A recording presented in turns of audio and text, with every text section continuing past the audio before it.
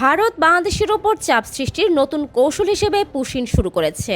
BSF বিভিন্ন রাজ্য থেকে বাংলাভাষীদের ধরে সীমান্ত দিয়ে জোরপূর্বক বাংলাদেশে ঠেলে দিচ্ছে। 4 মে থেকে 15 মে পর্যন্ত 370 জনকে পুশিন করা হয়েছে, যাদের মধ্যে বাংলাদেশি, রোহিঙ্গা এবং অজ্ঞাত পরিচয়ের লোক রয়েছেন। এই পদক্ষেপ আন্তর্জাতিক মানবাধিকার লঙ্ঘন এবং দ্বিপাক্ষিক চুক্তির পরিপন্থী বলে বিশ্লেষকরা মনে করছেন। শুক্রবার নয়া দিগন্তের এক রিপোর্টে এসব তথ্য প্রকাশিত হয়েছে।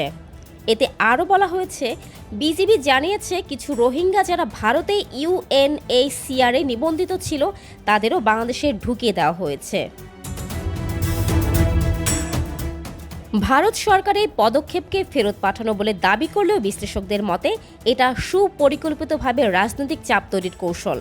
সীমান্তে নজরদারি বাড়ানোর পাশাপাশি কূটনৈতিকভাবে প্রতিবাদ ও জাতিসংঘে বিষয়টি তোলার পরামর্শ দিয়েছেন বিশ্লেষকরা। গোয়েন্দা সূত্র জানায়, ভারতের উদ্দেশ্য সীমান্তে অস্থিরতা তৈরি করা।